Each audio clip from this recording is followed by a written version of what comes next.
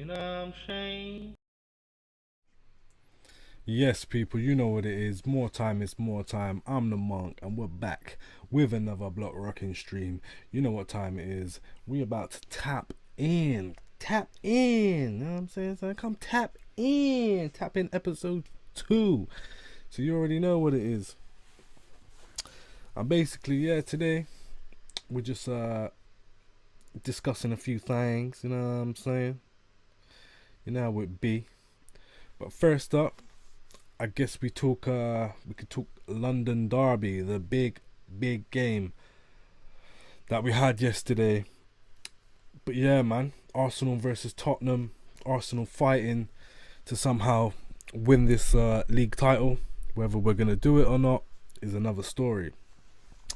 We can only do our part, you know what I mean? And it's looking like the Villa game could be the game that cost us the league. And if it does work out like that, that is very disappointing. I can't lie. I'd be very, very, very upset. You know what I'm saying? Because that would be 2 years, 2 seasons in a row where we could have done a lot better than we actually did, and down to one win. But yeah, back to the matter at hand. Tottenham, the Spuds. You know what I'm saying? Them man across the road, the ops, talking. Oh yeah, we're gonna be the ones to take points off Arsenal, stop them winning the league and all this and all that. And what happened? We went there, slapped them up 3-0 at the first half. I thought everything was running sweet. I thought we was on to a 6-0, and I think we probably would have been had we not conceded the stupid goal that we did end up conceding via David Raya. He had hardly any pressure on him. All he had to do was just kick the ball, and he decides to try and chip it.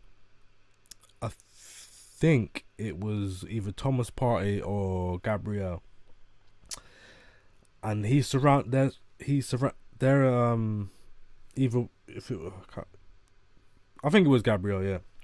So Gabriel has 3 Tottenham players around him, and Raya decides to try and chip the ball over to Gabriel while he's surrounded. So even if he made the pass, he would have put Gabriel into a very difficult position. So he wasn't thinking already. He was his thoughtless antics, and what can I say? Yeah, that's pretty much.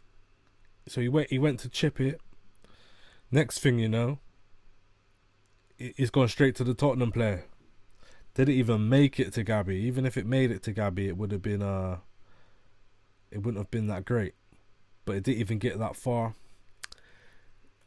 And as he did it, he kind of slipped over, and then I forgot who was there to strike it in. Let me just.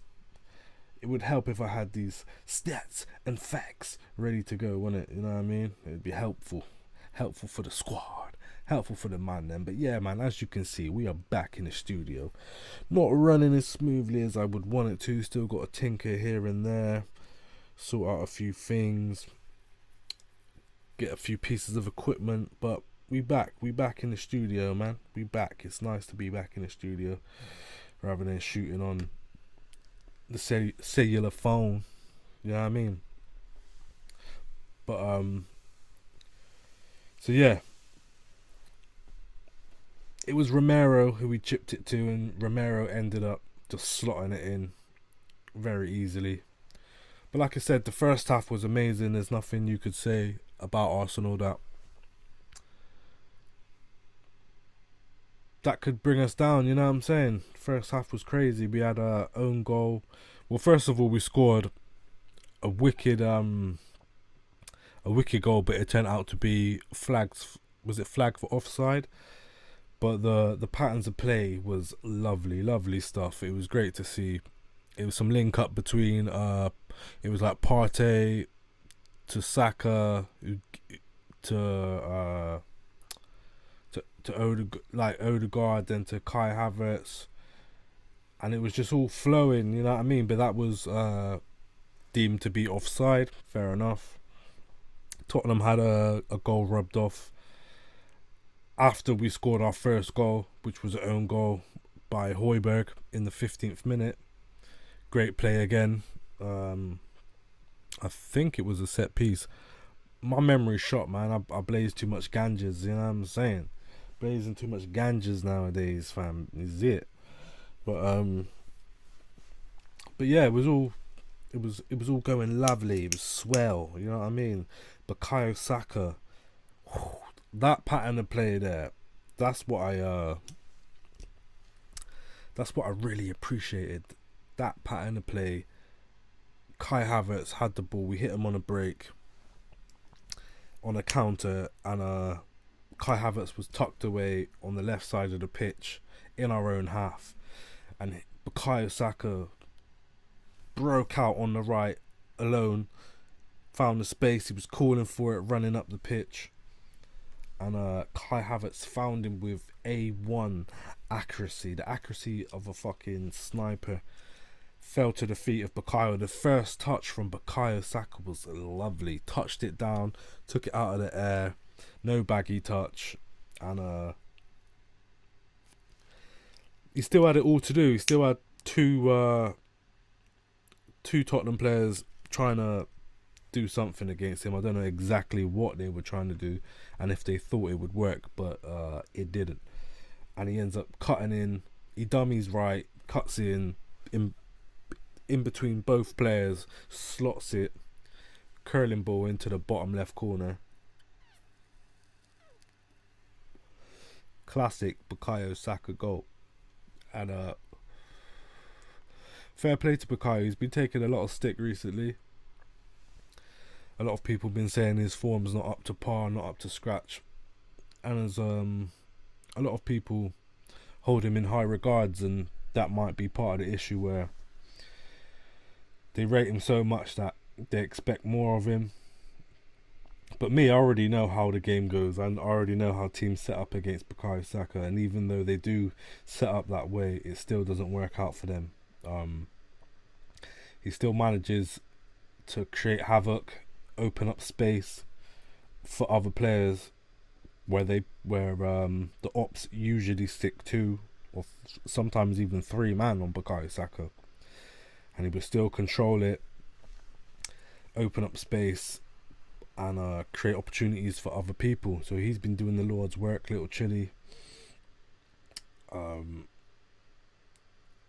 Then Kai Havertz with a goal and an assist. He's been sensational, man. When he started, I was doubting. You know, you already know if you watch the More Time channel, you know how we stay.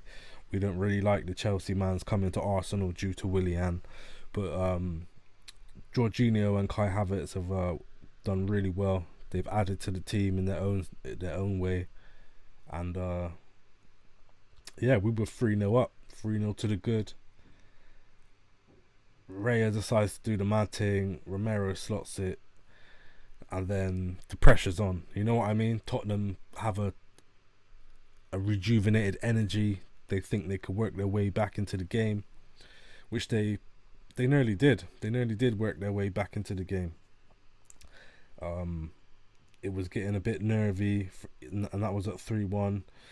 The mistake from Raya really made the team. It really put the team on edge, and didn't help Arsenal's cause whatsoever. You know what I'm saying? But then we tried to clear it from the Arsenal box, and Declan Rice kicks man in the nuts. You know what I'm saying? I felt sorry for man, because being kicked in the nuts like that ain't the one. From behind, I never had it like that before. But pause, that's crazy. But yeah, never been kicked in the nuts from behind. And it was deemed a penalty. You know what I mean? Then Son steps up, takes the penalty, bang, you know what I mean, slots it top left bins. Raya couldn't do nothing. He dived the right way but wasn't able to reach it. Then and then yeah, it was just panic stations from there. Really, we were just holding on, trying to hold on to the lead, and we managed to do it. My stream was going in and out. I was having technical issues, but it managed to work, man. We managed to pull it off, pull it out the bag. You know what I'm saying? And it's good to see my team can do that under pressure. That's what champions do. And then we handed it over to Man City versus Nottingham Forest. Nottingham Forest couldn't do a job for us. They had a few opportunities, squandered them. You know what I mean? Those opportunities got squandered real early. And yeah, it was upsetting stuff. I thought if they could nick a draw for us, it'd be crazy. But while we're on the subject, let's take a quick look. Probably not the greatest idea right now with my setup, but we'll try and do it anyway. Probably end up mashing up the stream. You know what I'm saying? My router is on the way out. Ordered another one, it's on the way. So the stream should go back to normal after that.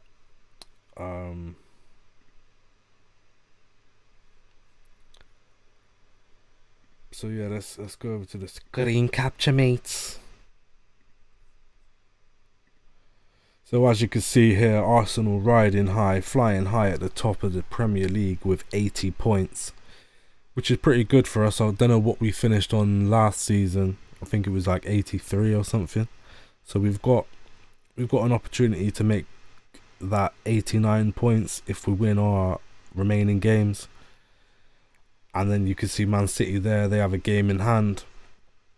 They're on 79 points.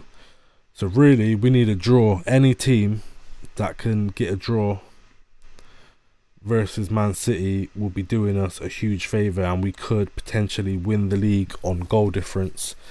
And that's what I would like. I would like that, man. That means we done it the honourable way, you know what I mean?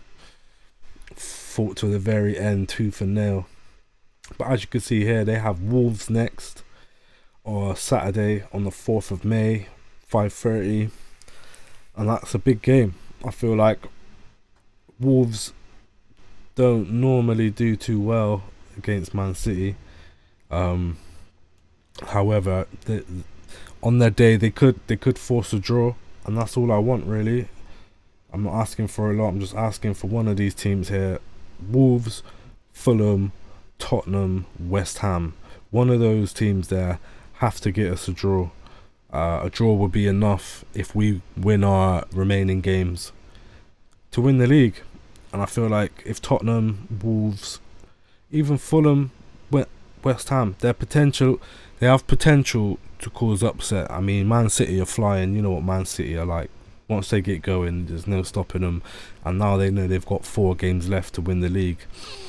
They might just throw everything at it, but then it's nerves, isn't it? All these things kick in. They've done it multiple times, so I doubt the nerves are really going to affect them. But we can only hope, innit? And if it does get to the fact that we win all our remaining games and still lose the league title, it is what it is. We did our best. I'm proud of the team anyway, like for what we've done already. The teams we've beat, the North London derbies, we're winning those. We're smashing up Chelsea, we're winning against Man City and Liverpool. We've took 4 points from both of those teams. So even if Man City win it, you know what I mean, we're still a better team than them, I feel like, this season, even though the points might not indicate that. But yeah, man, I'm hoping one of these teams here. I'll be a Wolves fan on Saturday, then the week after I'll be a Fulham fan, then I'll be a Spud fan, and then I'll be a West Ham. I feel like West Ham could do a thing. David Moyes, I need you. Antonio, I need man like that, you know what I mean, to come do a job for the Gunners. And yeah, man, it's very optimistic. I'm optimistic anyway. I know a lot of people aren't, but yeah, man, it's a lot.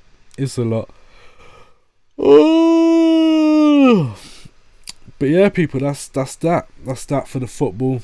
I mean, there's no point talking about other games in the league. Liverpool just drawing, losing, dropping points. So they are currently out of the title race. There is no way they are coming back. And yeah, I'm kind of glad for it, really. It's just us and Man City battling it out. All the Liverpool fans that were talking talking about hyping up Liverpool and their dead team. They've been pretty dead for a minute. Mo Salah arguing with Klopp. Klopp's on his way out. He lost the derby against Everton, so he's going out sad. You know what I mean? Klopp is going out sad, people. It's not nice to see, but he's pretty much won it all with Liverpool, innit? Do you know what I mean? So you can't be too upset about it. He's done his bits and pieces. Moving on. Very soon, 12th of May, we have Usyk versus Fury.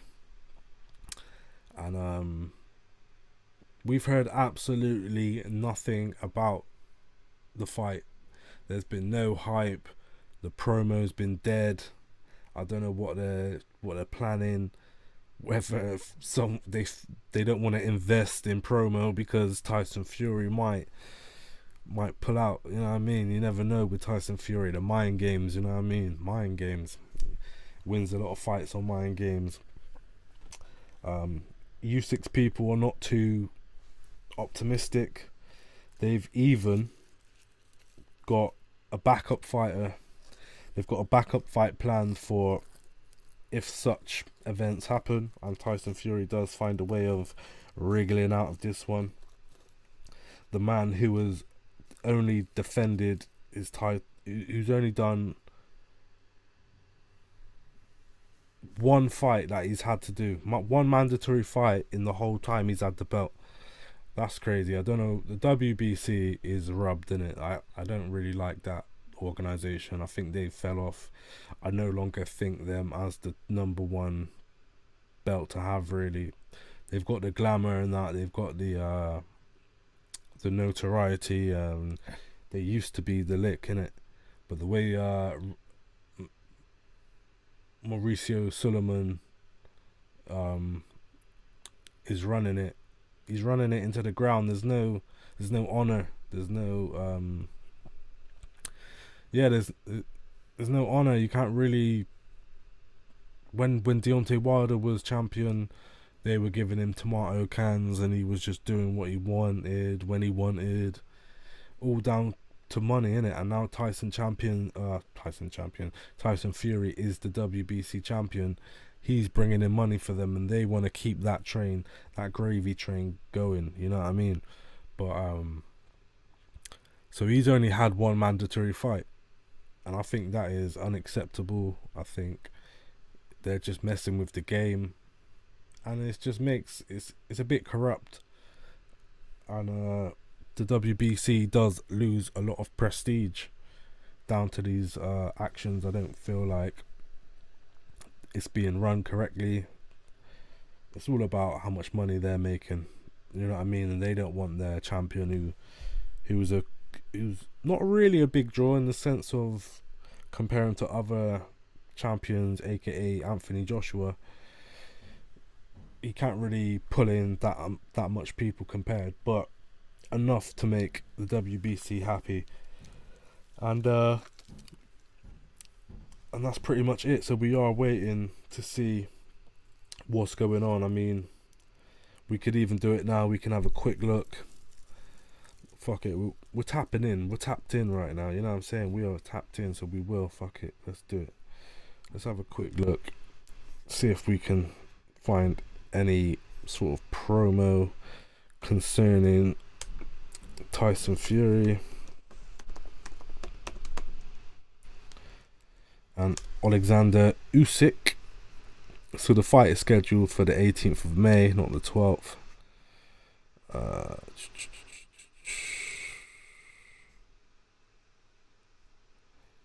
And as you can see here, there's a little fight preview from DAZN. Nothing crazy. face off was pretty dry. And Tyson Fury even did a press conference on his own. So what does that tell you? There's been absolutely no hype whatsoever. The Zone have done a little preview, but again, nothing's really being spoke about. There's no hype for the fight. I mean, I did a video earlier on, maybe a couple weeks ago, stating it's going to be boring, and I think it will be boring. Not only the fight will be boring, but the build up has been null and void. We're in May now. Well, we're pretty much in May. I swear we're in May. Are we in May yet? No, so we're a couple of days off May. So it's not long to go. You know what I mean? Just over 3 weeks, and nothing. You know what I mean? Normally there's a lot more hype. I'm a lot more excited. This is meant to be for all the marbles. This is meant to be the most exciting fight in 100 years. You know what I'm saying? Maybe not 100 years, but you get what I'm saying. It's meant to be a lot more exciting, but where Tyson's not a great champion, it's allowing the hype to just die out. Journalists from the UK are doing their best to not hype it, but as you can see here, the Daily Mail saying Tyson Fury laser focused as he releases training footage 3 weeks out from his undisputed heavyweight fight. But these training videos, you don't know when they're shot, you don't know what's going on. Like, anyone looks good in training, so it's pretty dead. You know what I'm saying? So we've got that to look forward to. I also seen that we have a great fight card in America coming up, and that is Andy Ruiz versus Big Baby Miller, which should be a sensational fight. I mean, Andy Ruiz's long-awaited comeback, as you can see. Press conference, they wasn't really going at it. You know what I mean? There was no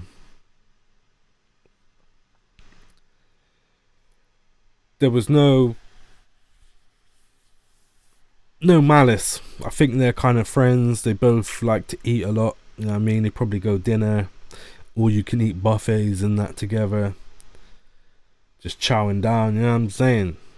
But that would be a great fight, and the fight card itself is looking good. Probably one of the better fight cards in America in the last 10 years or something. You know what I'm saying? Like I'm saying, it's been pretty dead. The fight card in the US, they've fell off the ball, but luckily for us, we have the man himself, Your Excellency,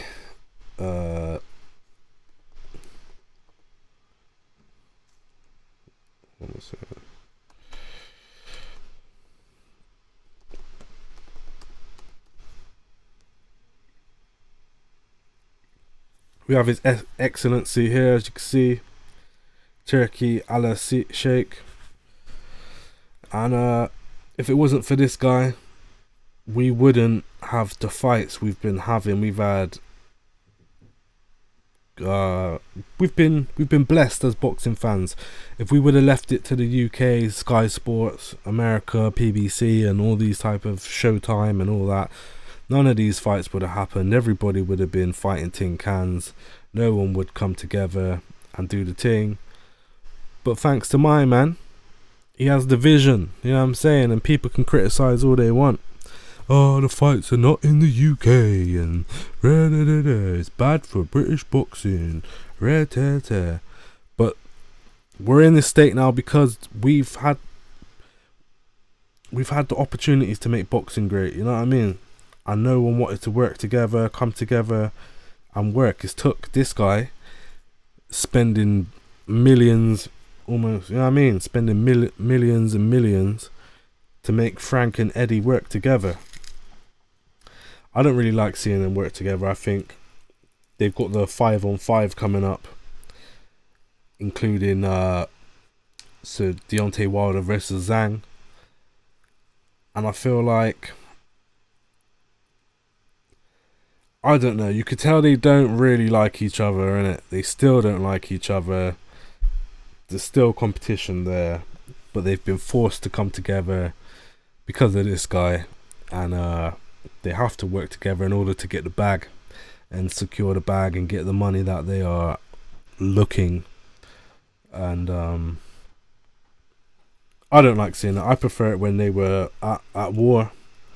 Eddie and Bricktop, Frank Warren. I preferred it a lot more when they were at war. It was a lot more entertaining, and everything that's going on now seems really really forced. Doesn't seem real. Doesn't seem like they're both there trying to, oh yeah, we're both similar, and we've just really wanted to be competitive, and it's great for both of us. No, you're just doing it for the money, innit? You guys didn't want to do it when Turkey was out of the picture.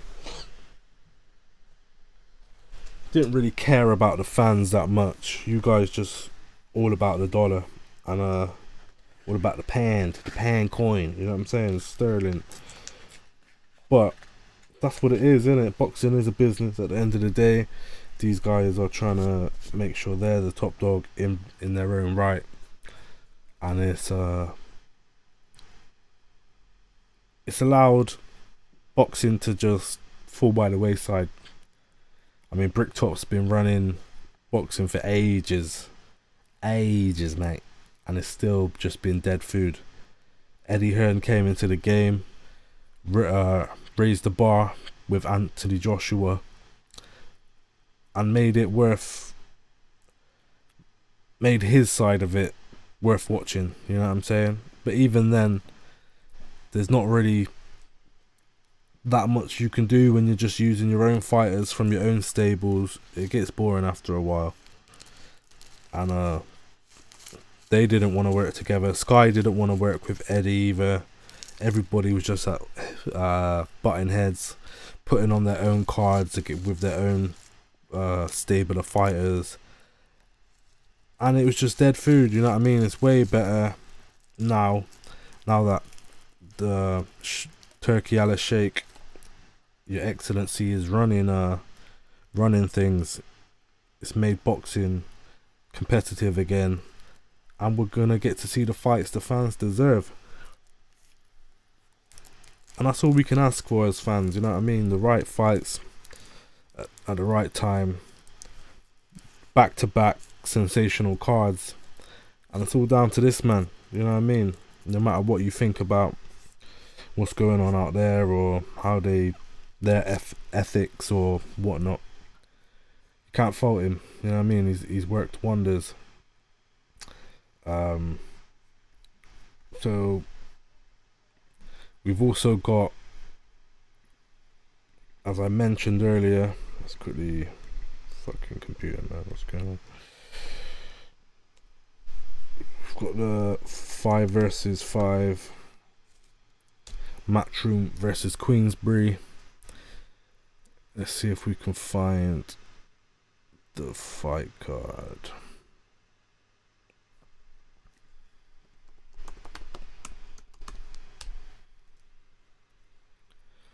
Right, the full card. We have Artur Beterbiev versus Dmitry Bivol. That will be a sensational fight. I really like that fight. I think that's one of the best more competitive fights on the card. That's sensational. I'll be doing a Monk's boxing breakdown for the whole card, and I'll be doing my fight predictions and my little breakdown, and we'll take it from there. But their fight is for the undisputed light heavyweight titles, so there's all the marbles are on the table.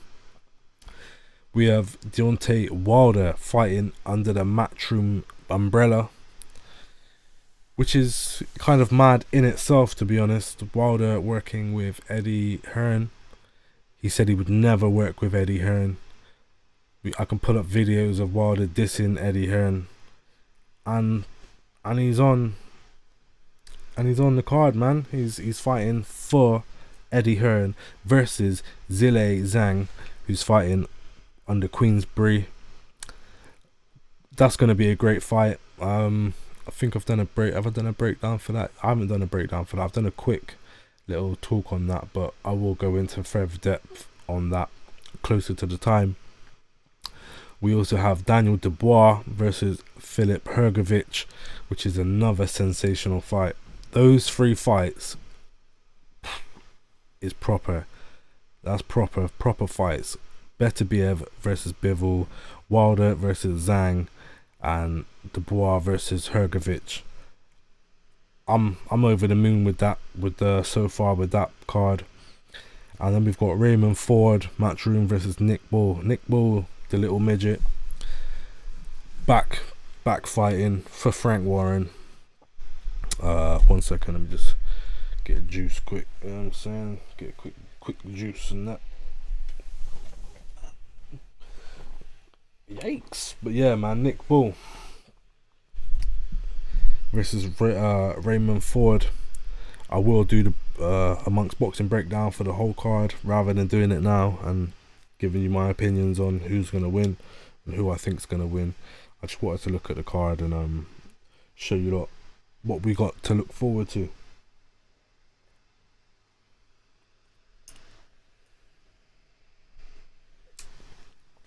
So yeah, man, we've got a lot going on in the world of boxing. UFC.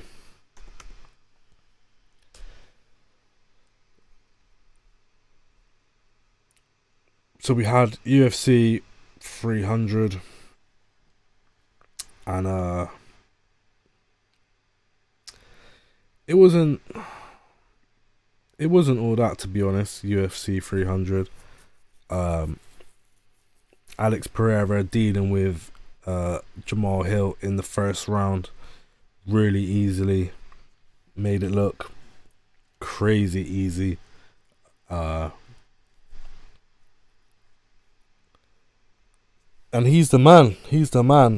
I feel like it's only Adesanya that can deal with Alex Pereira, and Alex Pereira is currently 2-1 up against Adesanya.